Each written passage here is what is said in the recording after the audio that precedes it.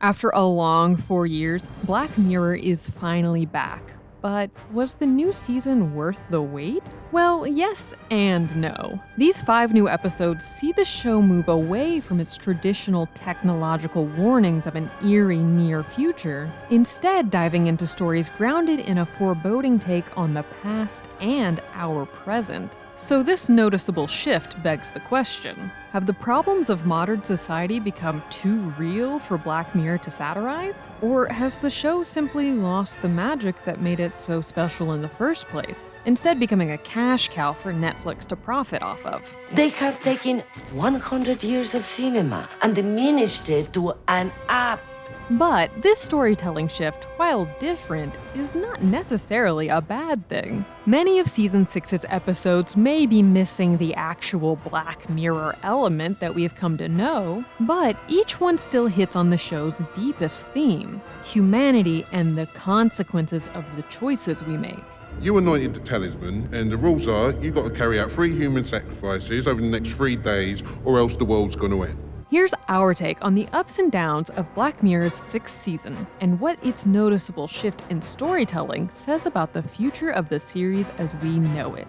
You're in a show right now. I'm in a show right now?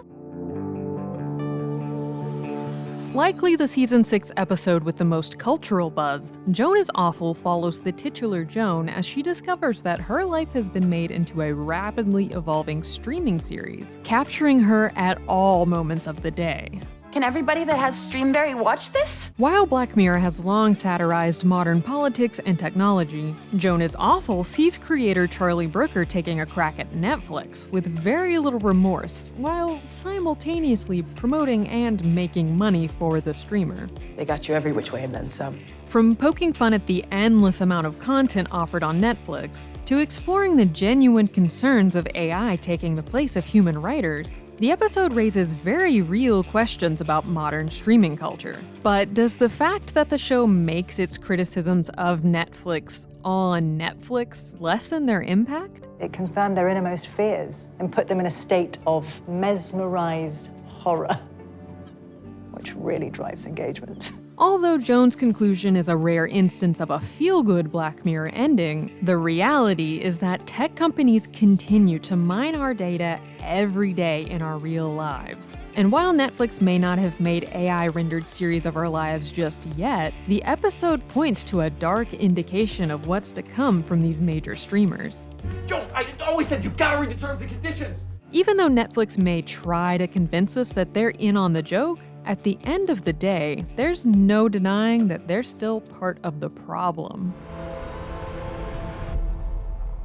Black Mirror has long delivered gut-wrenching plot twists with unforgettable episodes like Shut Up and Dance and White Bear. But Loch Henry may take the cake for the most gruesome. And it's a big treat today, because the mistress is going to have fun with the both of you. When young couple Davis and Pia visit his hometown of Loch Henry, their plans to film a documentary about a local egg collector take a sharp turn after setting their sights on the story of Ian Adair, a local infamous for a string of murders in the 90s. Someday this guy will be polishing BAFTAs and forgetting about us poor wee shites he used to cut about with. But Davis and Pia dig up more than they can chew. It turns out that Davis's mother and late father were accomplices of Ian Adair, and the main perpetrators of some seriously twisted murderous acts. The truth brings Davis and the finished documentary great success, but not without a great personal cost. Pia loses her life trying to flee danger. Davis's mother takes her own life once she realizes the truth is going to come out. And Davis himself has to live with these losses and the psychological weight of knowing that the parents he loved were actually monsters.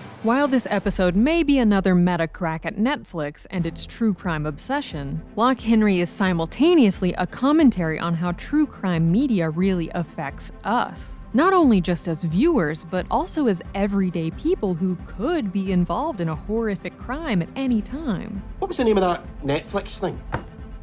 About the guy that killed women? It also interrogates the insensitivity in the way true crime documentaries and dramas are created, as they force victims and those still living with the aftermath to relive past traumas via their real stories being turned into mindless entertainment for the masses. Why dig around?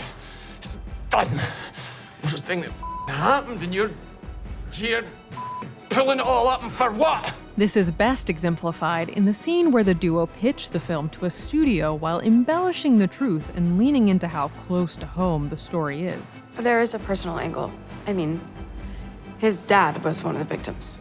So he was murdered? He died later? Of his injuries? Or? Not directly, but basically, yeah. This gives him a voice. It's apparent there are no moral boundaries when it comes to selling this film, something real studios have been called out for while releasing true crime content. Most recently, Netflix's Dahmer series. Loch Henry the documentary debuts to great acclaim, alongside Euthanasia inside Project Junipero, a nod to Season 3's San Junipero, but with more fanfare for the gossip-laden story than the horrific trauma that Davis lived through. We are actually developing a drama based on the whole thing. Which points to a very real aspect of true crime obsession. At some point, viewers detach from the traumas on their screen, viewing these horrible crimes as pure content as opposed to gruesome lived experiences. And unlike his doting admirers who can hit pause and move on with their lives, Davis must live with the trauma forever, having been ironically turned from greedy detached filmmaker to victim of the film. Beyond the Sea, while elevated by great performances from Aaron Paul, Kate Mara, and Josh Hartnett, and an interesting concept, hits a few snags along the way, mostly due to its feature-length runtime and compelling but ultimately predictable plot. We could all guess from pretty early on that David switching with Cliff wouldn't end well, that he would make a move on Lana, and that this would all likely end badly for everyone. But the episode's predictability doesn't make its take on loneliness and isolation any less poignant. Now I just walk from room to room, and you walk from room to room, but you're a shadow, and I am here, I am real. Set in an alternate 1969, astronauts Cliff and David split their consciousness between their spaceship work and family life via robotic replicas on Earth. The episode takes a close look at toxic masculinity, and how it leads to both David and Cliff's downfall. You want this? Get away from me. David is initially established as a classic all-American hero with a perfect house, family, and wife. It's an honor to meet you, sir. Oh my God, such an honor. Thank you, you're too kind. But not only does he lose everything after the murder of his family, he also feels like he's lost his masculinity. Once a father and husband, he's now been metaphorically castrated, with his only purpose being to maintain the spaceship. So naturally, he channels his feelings of powerlessness into the sense of control he gets in Cliff's body, attempting to dominate Lana, yes, out of deep loneliness, but most importantly, to feel like a man again. Your wife is a lonely woman. She's all alone there, untouched. In return, Lana becomes a pawn in both men's games. She tries to alert Cliff of her discomfort with David after he strikes their son, but he doesn't listen due to his own pride. The boy needs keeping in line. And after Cliff finds David's drawings, his main concern is if she cheated on him as opposed to her safety. So when the two men finally confront each other and Cliff delivers his crushing final blow, for all time, she is mine. David hatches a plan to castrate him for good and put them back on equal footing by murdering his shipmate's family. Though we can imagine Cliff wants to kill David in these final moments, he displays restraint, even being offered to take a seat and talk. It's their reliance on each other to keep the ship intact that has bound them together. But with no families to go back to, we're left to wonder if this treaty will truly last. In the end, both men are simply hurtling through the darkness of space with nothing left but their fragile, shattered masculinities. In recent years, the media has finally begun to reflect on the ruthlessness of 2000s paparazzi culture and how damaging its effects were on the individuals in front of the flashes. But Mazey Day's slow transition into a proper monster horror takes this commentary to a horrifying new level. Dr. Babbage, can you get me better? Desperate for funds, ex-paparazzi Beau sacrifices her morals to snag a much-coveted image of Mazey Day. After tracking her to a secluded rehab center, Beau uncovers the horrific reality. Mazey has been bitten by a werewolf. With Loch Henry's top-notch twist hitting a home run right out of the gate, Mazey Day's supernatural surface-level reveal struggles to leave the same impression. The concept is interesting. Celebrity culture is ruthless, and leaves these individuals feeling like caged animals rather than human beings. But having Mazey transform from prey to literal predator is a bit on the nose, even for Black Mirror. We have to go, Beau! What's wrong with her? However, the episode's ending still manages to be deeply harrowing, as Beau snaps Mazey, killing herself after she had begged for mercy. Just shoot me. Also, she could make millions off of the gruesome image.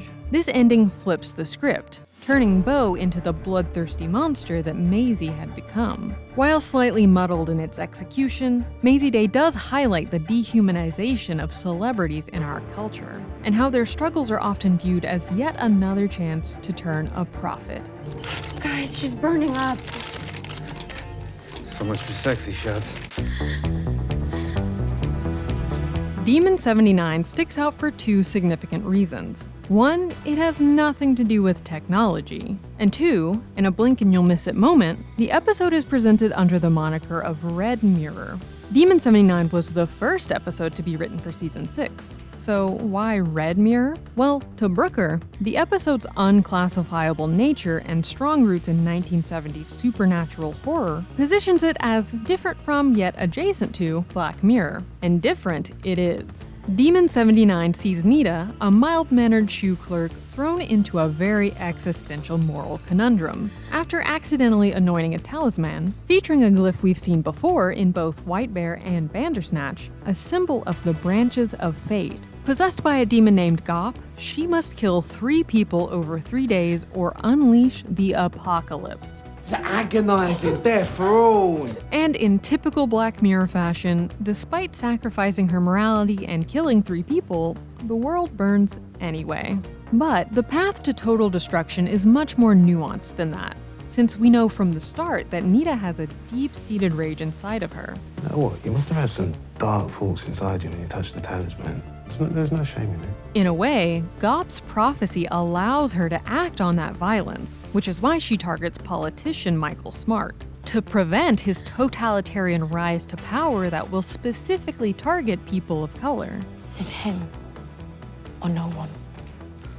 I mean it. A potential threat made all the more horrific with the inclusion of Metalhead's robot dogs in Gop's image of the future. Like Nita, the evils that exist in our world have essentially corrupted us all. But the episode's grim ending points to a more nihilist view of our actual capacity to enact change. The newspapers Nita sifts through gives us a clue that this in fact isn't the first time someone has been tasked with spilling blood to stave off the apocalypse. We can see clippings that suggest that the store's founder, Jeffrey Posset, murdered 3 people and, so we can assume, was successful in stopping the end of the world. But given that Nita becomes burdened with the same task, the show seems to be highlighting the fact that our individual attempts can only do so much to hold off destruction before things start falling apart yet again. We'll deal with that if it comes to it.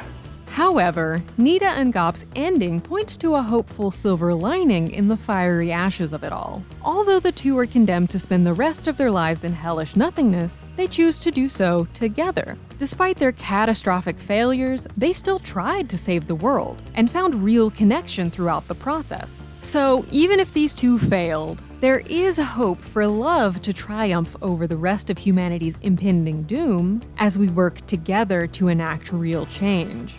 Give it a go.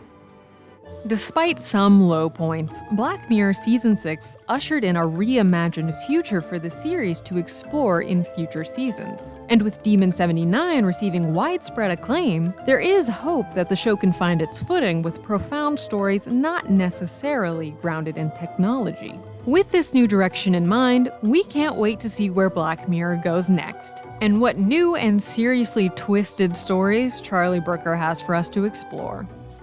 That's The Take. Click here to watch the video we think you'll love, or here to check out a whole playlist of awesome content. Don't forget to subscribe and turn on notifications.